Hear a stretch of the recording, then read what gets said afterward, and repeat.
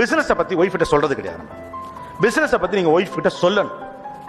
தொடர்ந்து நீங்கள் சொல்லுகிற போது மட்டும்தான் ஒரு தேர்ட் பர்சனுடைய பெர்ஸ்பெக்டிவ்ல உங்ககிட்ட உங்க மனைவியால அட்வைஸ் பண்ண முடியும். உங்கள் வருமானம் எவ்வளவுன்னு ஒரு பெண்ணுக்கு தெரியக்கூடாதுன்னு ஒரு ஆணுக்கு இங்க சொல்லிக் கொடுக்கப்பட்டிருக்கு. ஏன்னா பெண் இப்படி பண்ணிடுவா. அந்த ஜெனரேஷன் முடிஞ்சிருச்சு.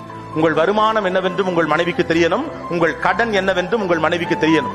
இது ரெண்டுல நீங்க டிரான்ஸ்பரண்டா இருந்துட்டா வீட்டுல எந்த பிரச்சனையும் கிடையாது. ஆனா இது ரெண்டுலயுமே நம்ம டிரான்ஸ்பரண்டா இருக்க மாட்டோம். ஏன்னா நாங்க பர்சுக்குள்ளே 500 ரூபாய் அவசரத்துக்குன்னு ஒதுக்கி வைக்கிறாள் அப்படிமா.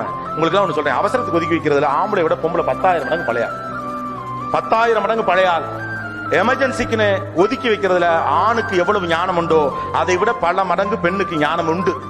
கிளவி எல்லாம் செத்து போன பிறகு தெரியும் கை காசே 10 லட்சம் வச்சிருந்துச்சு. எடுத்து பார்த்தோம்னா ஒரு ட்ரங்க் பட்டிக்குள்ள கிளியரா எழுதிருக்குங்க, எதுக்கு பின்னால எவ்வளவு இருக்கு, யாருக்கிட்ட எவ்வளவு கொடுத்துருக்கேன், அதுக்கு எவ்வளவு இன்ட்ரெஸ்ட் வரணும்னு. ஆம்பளை செத்தா கடை நிக்கும், பொம்பளை செத்தா காசு நிக்கும். You have to check. நீங்க செக்